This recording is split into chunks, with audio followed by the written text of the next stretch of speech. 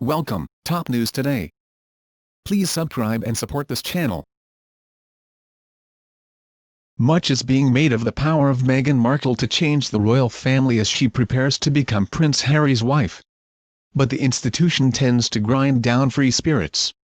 She is being hailed as a breath of fresh air who represents an opportunity for the royal family to embrace real change, but, make no mistake, it's Meghan Markle who will undergo the metamorphosis when she marries Prince Harry. People magazine this week features a cover headline, "How Love Changed Harry," with a royal insider claiming that Markle is definitely the one wearing the trousers in their relationship. She is a strong, opinionated woman who has her own ideas about things, and that's one of the things he loves about her. But how true is it that the independent-spirited Markle has attained such influence in one of Britain's oldest, and most set-in-its-ways institutions? As sausage factories go, the royal family, with its gilded pomp and magisterial facades, is better disguised than most. But the British monarchy has perfected, over the centuries, a finely honed process for taking in individuals, grinding them down with the mincer of institutionalism, and spitting out perfectly formed identikit royals at the other end. True, there have been two notable exceptions in recent years. The spirits of both Sarah Ferguson and Diana Spencer proved impossible to break, but, generally speaking, resistance to the grinding glacier that is the House of Windsor is futile. The reconstitution process takes some time, and it is best, as is common practice at slaughterhouses, if the truth is kept from the new intake for as long as possible to avoid panic.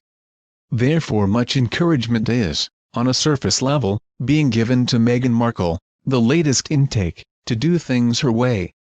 So, keep your hair straggly, Meghan, wear mismatched earrings and hug the boys and girls eager to greet you as you tour every far-flung corner of your new home.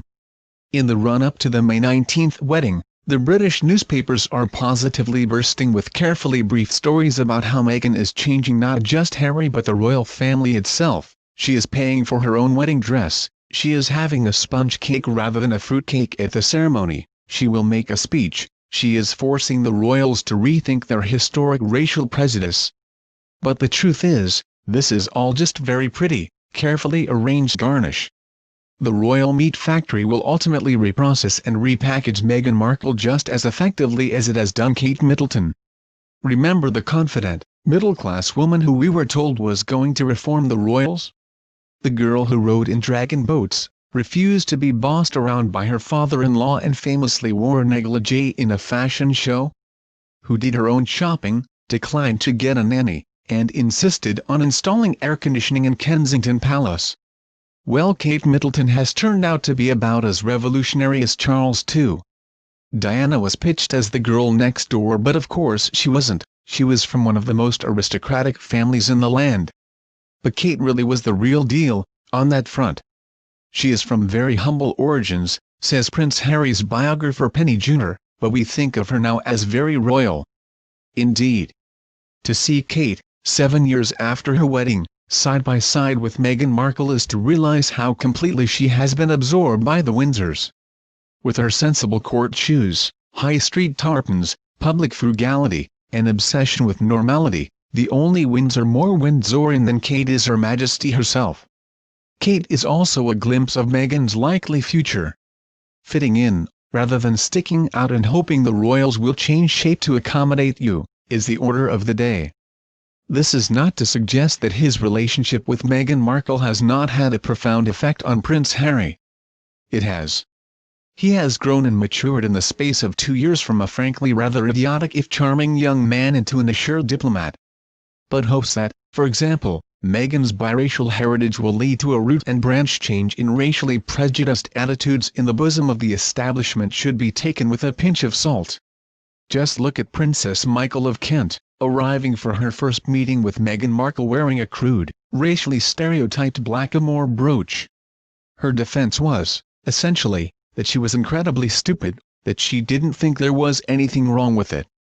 And the scary thing is, she probably didn't. Even Prince Philip, noted for a string of racially offensive comments over the years, is finding the habits of your hard to shake off, notwithstanding his new granddaughter-in-law. He recently told a man with a beard he looked like a terrorist. Again, The really worrying thing is that he likely genuinely thought this was not remotely offensive.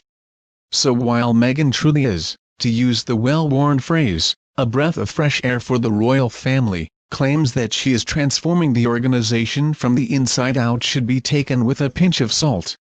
It's hard to imagine anyone better equipped to shake up the royals than Meghan, says the royal writer Christopher Anderson, author of Diana's Boys, but Meghan doesn't want to shake things up. She wants to be accepted by her in-laws. And, let's face it, trying to change the monarchy is like trying to turn around the Queen Mary. If Meghan Markle does ultimately affect any meaningful change in the royal family, it may not be visible for some time. Until then, she may follow what generations of royal brides have done before, keep calm and carry on, or she may really do things her own way. That breath of fresh air could prove genuinely revolutionary. Please subscribe channel. Thank you for watching.